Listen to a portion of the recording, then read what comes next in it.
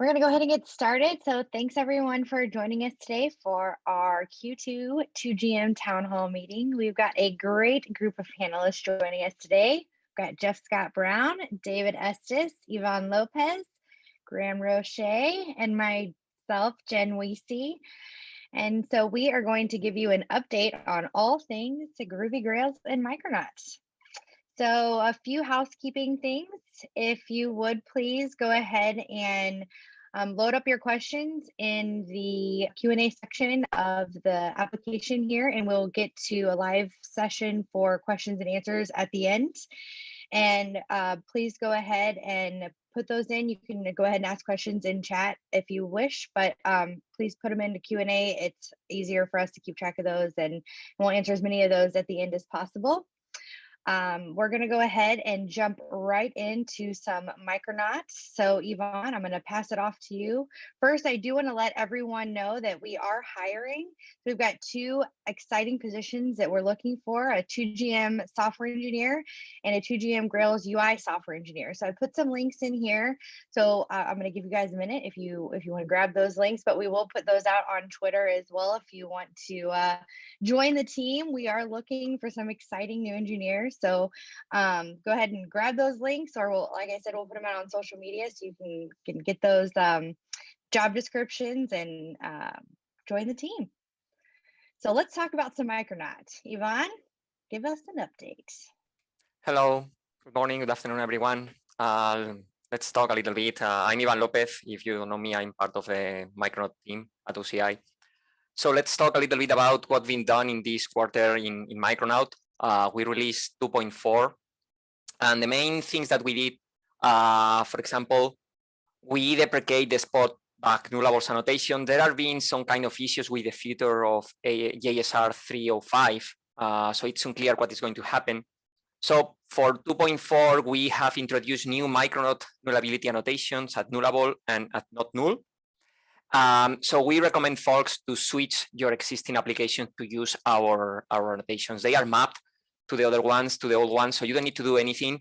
But starting on 2.4, if you use the old ones, you will see compilation warnings saying that we will remove them in the next major version. But at this moment, all these old annotations will be bring transitivity, so you don't need to worry until Micronaut 3. So it's better if you do it now. It's just a matter of replacing imports with your ID. You can do it pretty fast. We are working on adding support for Jakarta Inject. As you know, we have JavaX Inject annotations, but now everything is moving to Jakarta, so we have added that support to use the Jakarta Inject annotations. And in Micronaut 3, that will be the default. So unless you add an old dependency to bring the old JavaX Inject annotations, you will need to again change the dependency, the imports to use the new ones. We've improved the interception binding for creating AOP with Micronaut. So now we have more possibilities. We can bind multiple method interceptor to a single annotation, because in previous version we need to be just like one-to-one mapping. So now it's more powerful. Take a look at the docs, because there has been a lot of improvements in that area. And another thing that we have been improving is the error responses. You know that we generate by default this kind of HAL JSON errors. And in previous versions of Micronauts, if you don't want that, you needed to replace like 8 or 10 different beans to put your own behavior. So in this version, we introduce a new error response processor that makes pretty simple to do that. You only need to replace that bean, and all the output will be consistent by default without doing anything and replacing, like I said, 10 different beans. And another thing that we did was including the first milestone of the Oracle Coherence integration, Community Edition. Oracle Coherence is an in-memory data grid. The Coherent teams has been doing a lot of work on that area, and we released the first milestone in this version, and there is going to be more work on that. So next, we release also 2.5, and the main things that we've done has been upgrading to Gradle 7 and JDK 16. So now you can use both of Gradle 7 or JDK 16 in your application. So if you want to use, for example, Java records, you can do it now.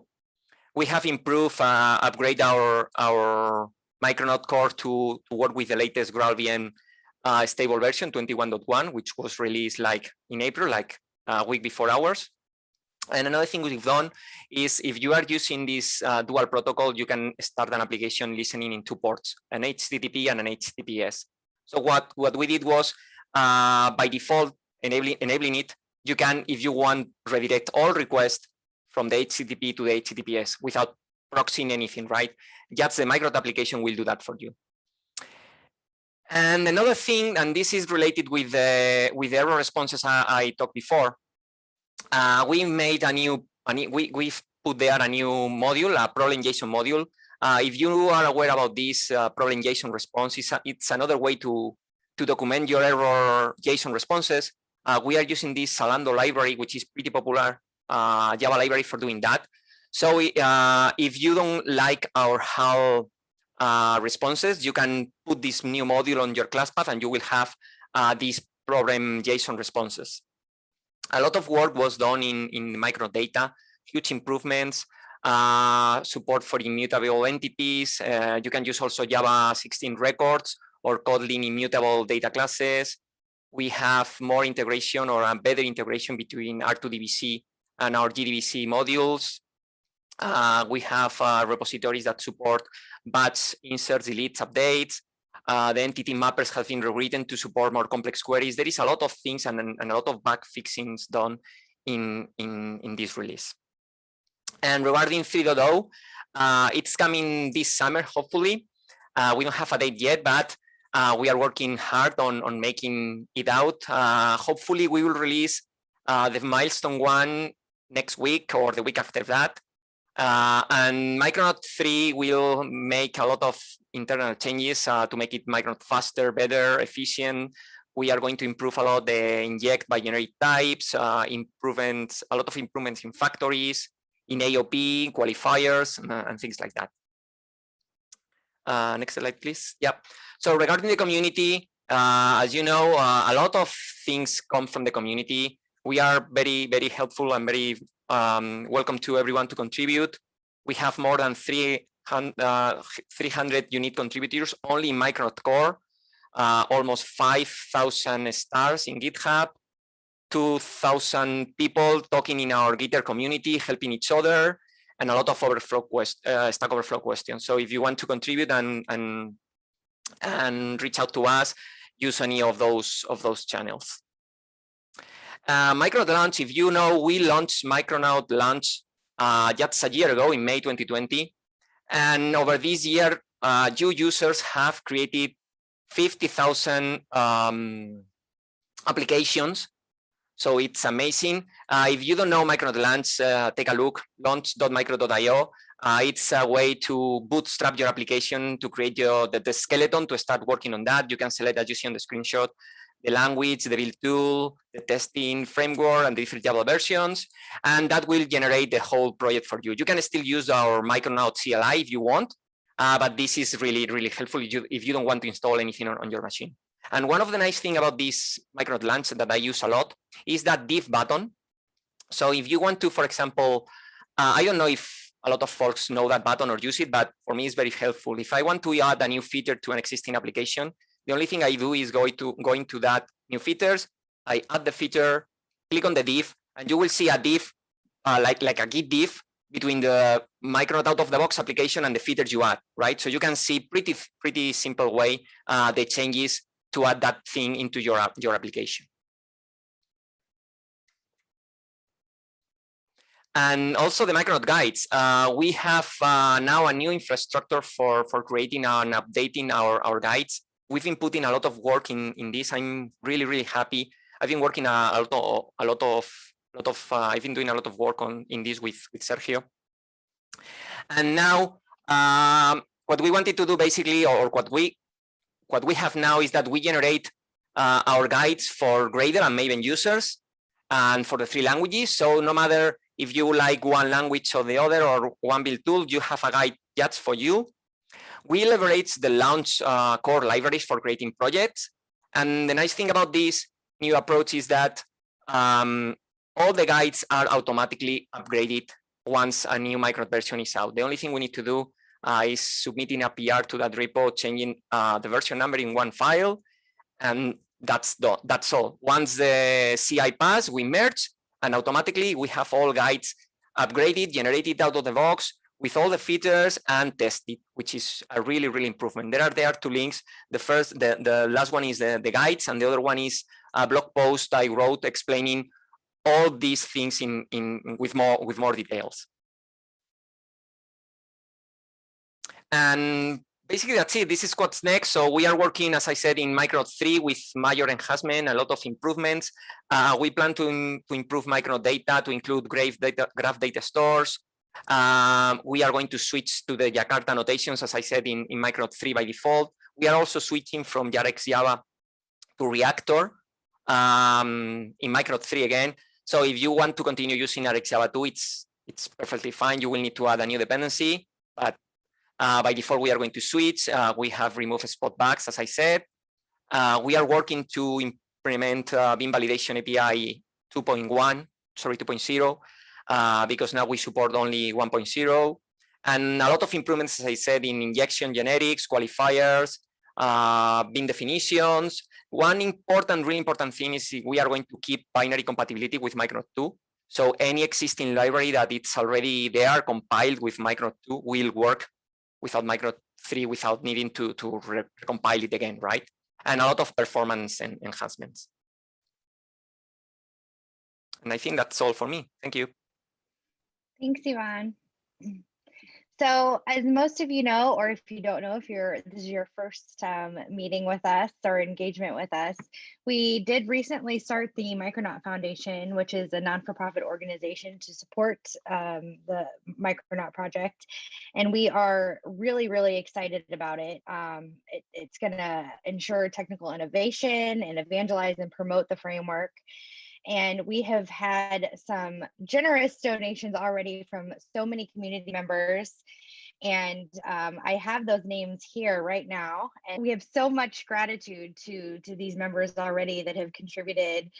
So here are their names. And we want to just thank you again for your support. And if anyone else is interested, here are the links to support as a community member. And if your organization is interested in sponsoring as a corporate sponsor, we have information here to support those as well.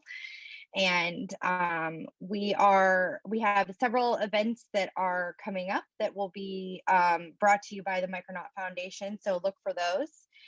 And again, thank you to those community members who have already sponsored, and we look for more of those to come. So David, I'm going to pass the mic to you to give us some Grails updates. Awesome, thank you. Yeah, so a lot's been going on the past few weeks and the past few months actually with regards to Grails. So one of the big things that we've been doing is there's been a lot of cleanup. So a lot of the continuous integration builds have been moved off of Travis and into GitHub Actions. So that's a big, nice thing to have. We've also discussed and are moving to an adoption framework of semantic versioning. So you're going to see some of that major version numbers change more frequently as new features are added than you may have seen in the past. So we're pretty excited about just getting that consistent. So when you get a patch level release of Grails, you know, you'll feel more confident in upgrading to that patch level, and that there aren't any new major features or breaking changes in that. So that's a big deal.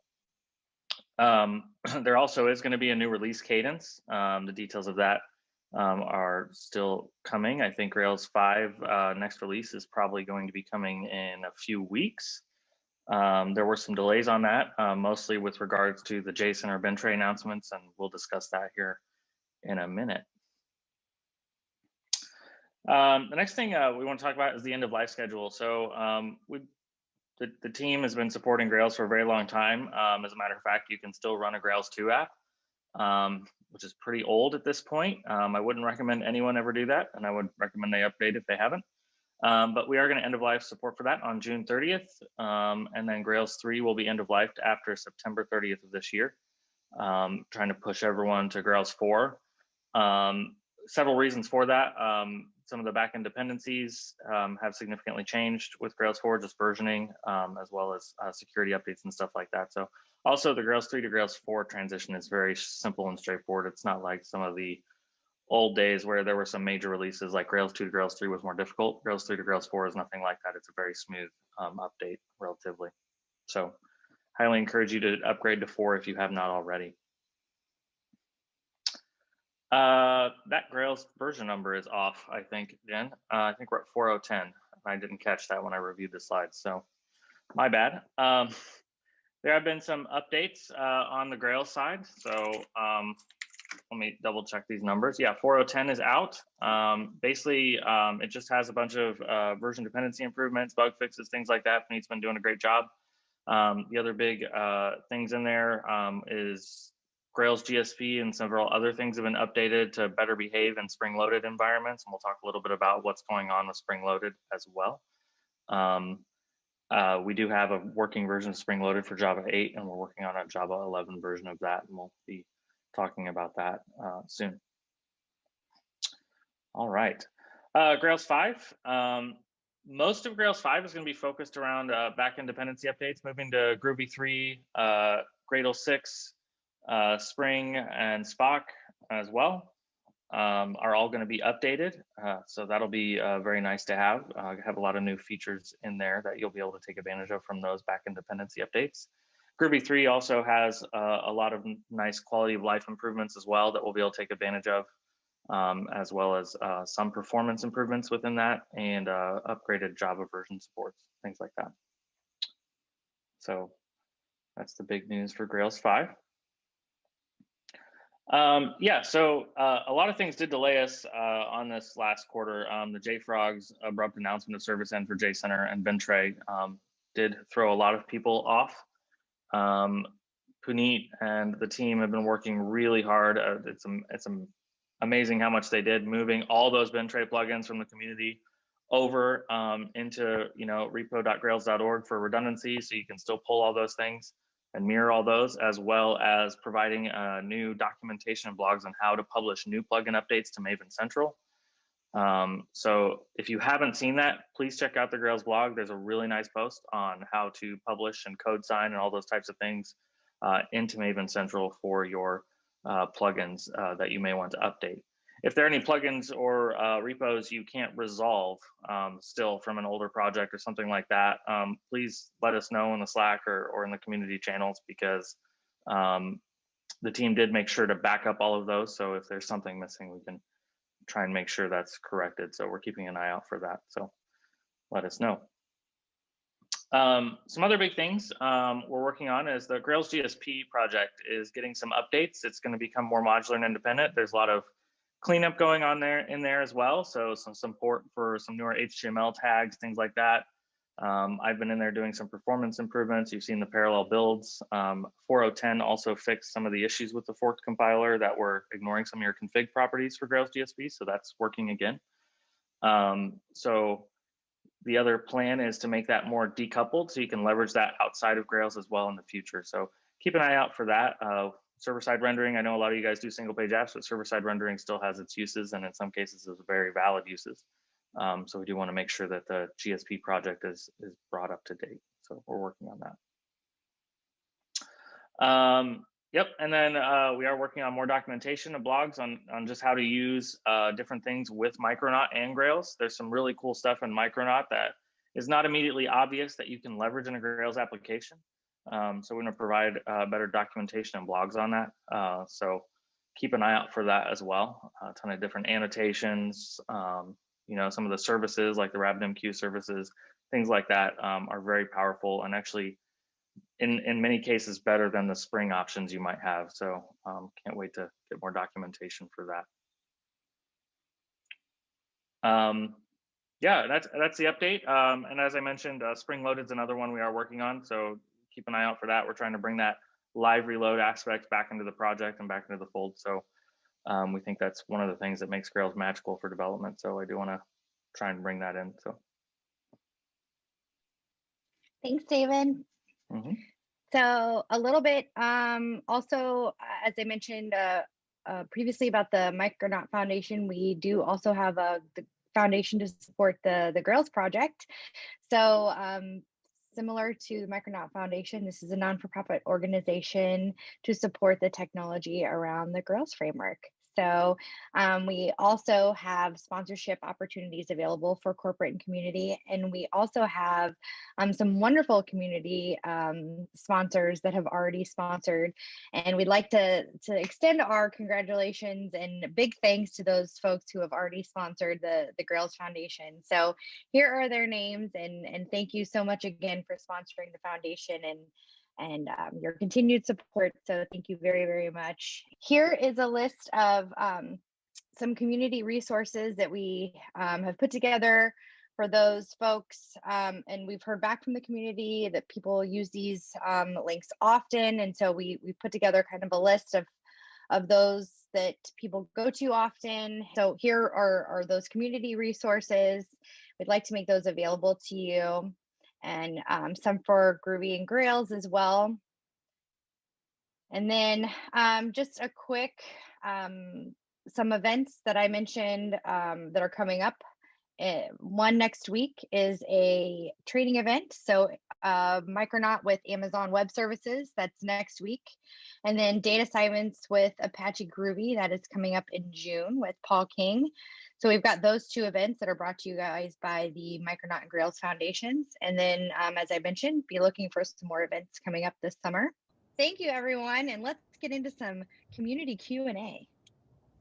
Awesome. Yeah. Happy Friday. Thank you, everyone, for taking time to spending some time with us today to talk about and learn about what's going on in the 2GM communities. So we do have questions queued up in the Q&A window. Please feel free to go there now and enter more, and we'll start working through those. So one is, Todd is asking about the diff feature in launch.micronaut.io.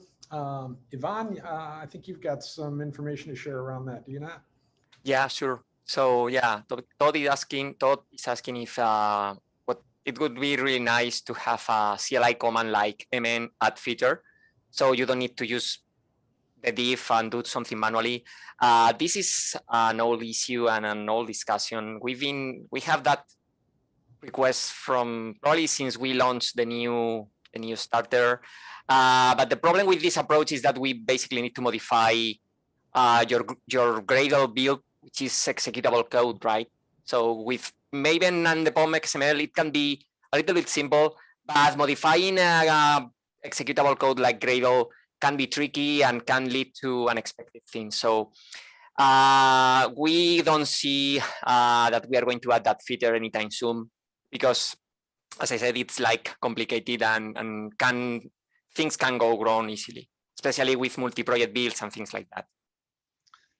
And one piece that I'll add to that is often what I'll do is I'll go to launch.micronaut.io as if I was going to create a new app, even though I'm not going to, and I'll add a feature to the app in the user interface and click diff, and then I can copy and paste that stuff and bring it over into my project. That's not as slick as what Todd suggested there with something like mn add feature, but mn add feature is problematic for some of the reasons that Ivan discussed. I don't think we'd rule any of that out, but there are complexities around that are not obvious, that may or may not be obvious at first, but there are complexities around making that work. So input and discussions around that is definitely welcome. But there are one thing that may help, I just noticed recently, and I only just learned about this feature, so it may change the feasibility of the feature, is that Gradle 7, I think, came with these new kind of version catalogs, or whatever it's called, which allows you to specify versions in TOML, which is machine readable and writable. So I don't know. We would need to investigate the viability, but if we adopted version catalogs, it may, with the features, it may be a possibility. But like you said, like right now, it's really complex to do it with normal Gradle builds, because you have to factor in random Groovy code existing there. You don't really want to be mutating. Yeah.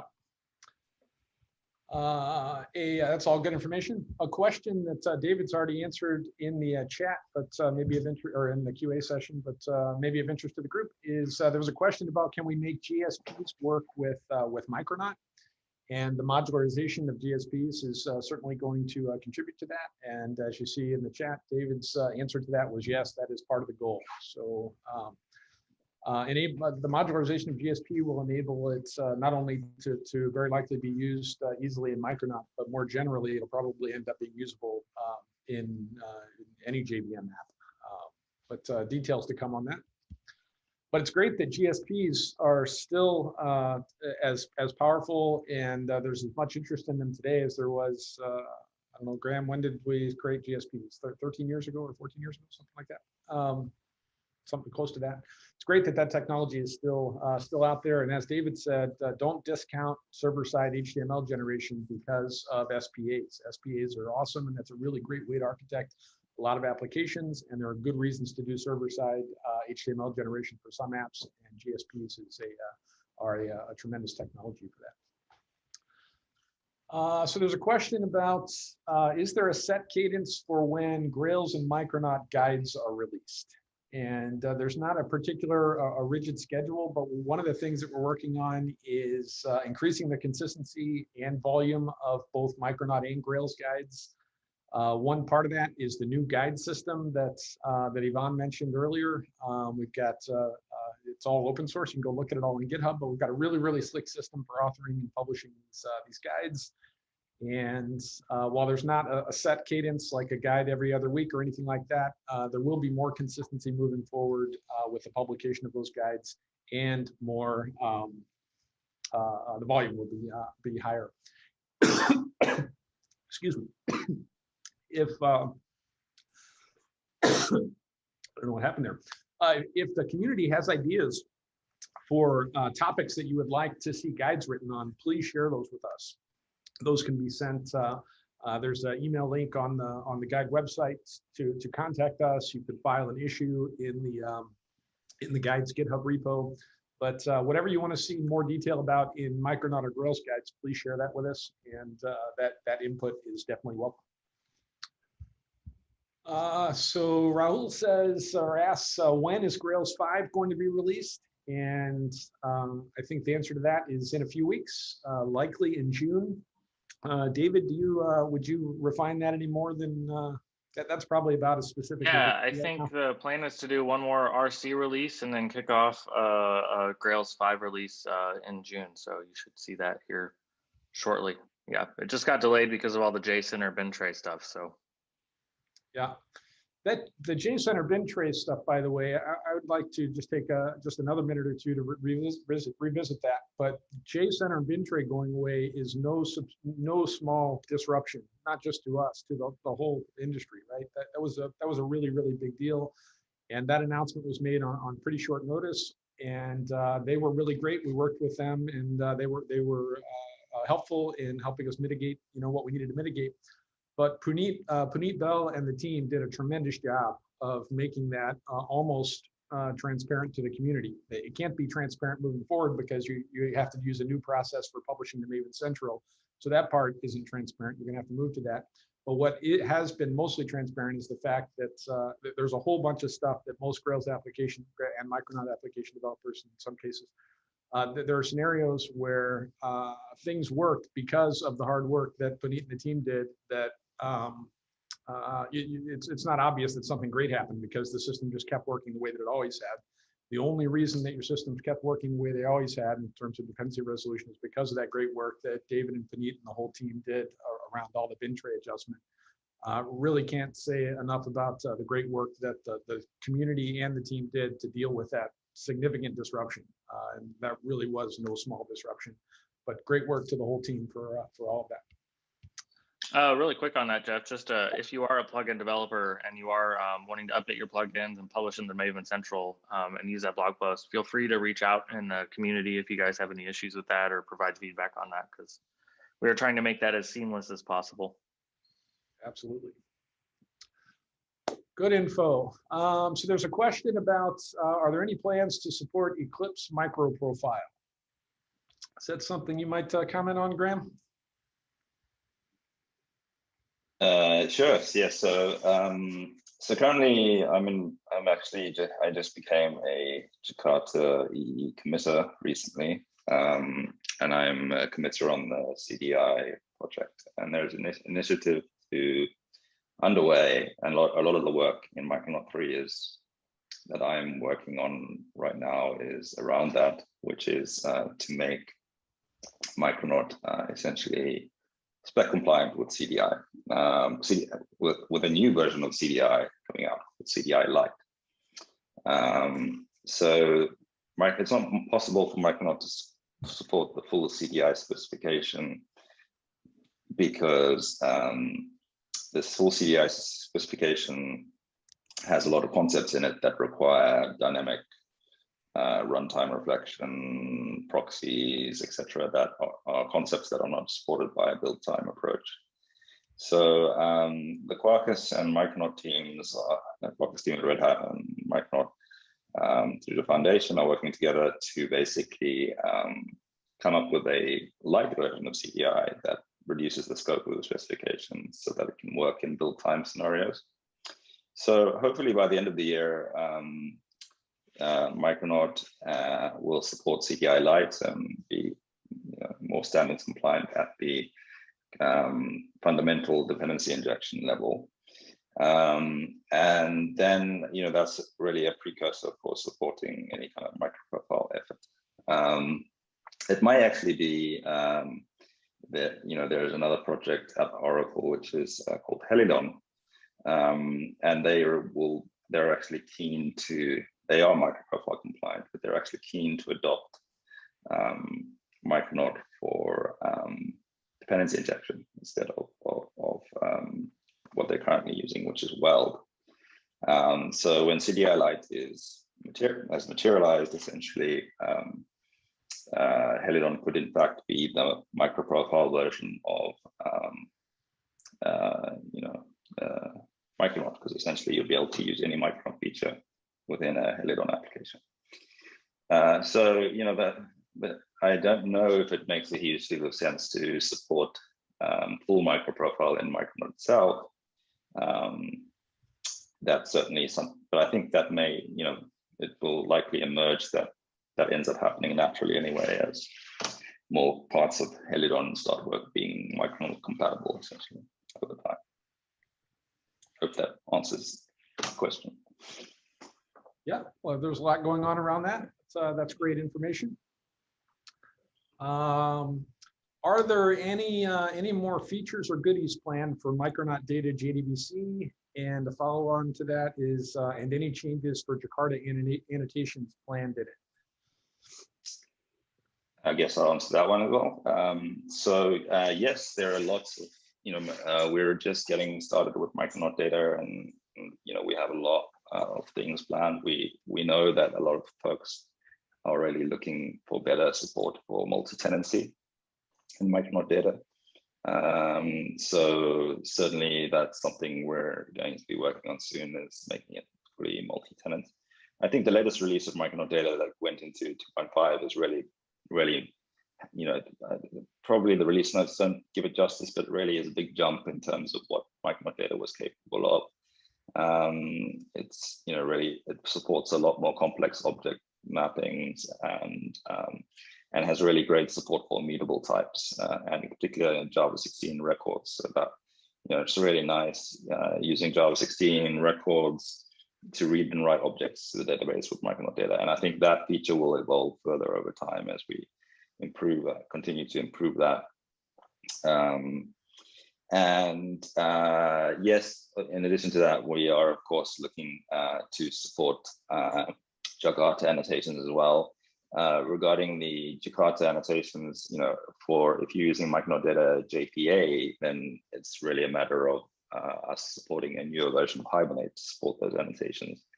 But for Micronaut Data JDBC, it should again just be a matter of applying an additional set of transformations to the annotations that we want to support. It's really not a very difficult thing to support, since we only support the annotations of that specification in Data JDBC. So yeah, they're definitely planned. Very good. Yvonne, you wanted to follow up on Todd's comment about add feature? Yeah, so Todd asked about this div button and said if there is at least something on the command line to show this list of dependencies. So as I said before, when I'm talking about the guides infrastructure, we use the same core libraries that we have for Starter, and both the launch website and the CLI are built on top of that. So they have the same features. So there is one thing that you can run on the command line. If you are in any application, in any Micronaut application, you can run mn feature div, dash features, and then you can pass there any feature or any list of features you want, and you will get on the screen the same kind of div like the one you see now on the website. So with this approach, even if we don't modify your build, at least you don't even need to go to the website and do that. You can do it on your terminal, copy and paste, and you are done. Awesome. So I think that is it for everyone. If there are no other questions, we can stay on for a few minutes and answer any more questions if they come through. But if not, we thank everyone for joining us, and we'll see you next time. But like I said, the guys can hang out for a couple more minutes. If you have any more questions, please go ahead and submit those. And we look forward to talking to you guys at our next event. Thanks to everyone, not only for your time today, but your participation in this community in general. This really is a tremendous community, and it's the best part of this whole thing. So thank you all very much for all of your involvement, contributions, and support, and enthusiasm, and all of that around the technology. The community is just tremendous. So thank you everyone very much for all of that. Everyone, please stay safe and enjoy your weekend, and hopefully we'll be speaking soon. We do have a question. So do you have any recommendations for code coverage tools for Grails 5 and Groovy 3? OpenClover seems to have some problems with Groovy 3, and Cobertura has complications with branch coverage. I do not know personally. I don't know what the status is of code coverage tools for Groovy 3. Do any of the other folks on the call have any insight around the current state of affairs there? Code coverage around Groovy is a challenging thing, and the tools have done a really great job over the years. But Groovy's dynamic dispatch, and there are a number of things about Groovy that makes code coverage complicated to sort out. The tools do a great job, but I'm quite sure that OpenClover and Cobertura and the others will have adaptations to make to support Groovy 3 and beyond. But I don't know what the status of any of that is. And it sounds like maybe no one else on the panel has any insight around that. So Anders, I'm very sorry we can't help you with that, but it's an important thing to keep an eye on. But I'm sorry I can't help with that right now. I'm going to have to figure that out myself here soon. So I'm in the same boat, but we'll figure it out at some point. I'm sure Paul will have some insight onto that and other groups in the Groovy channels as well. Yep. Jen, I think we're probably good to go. Okay.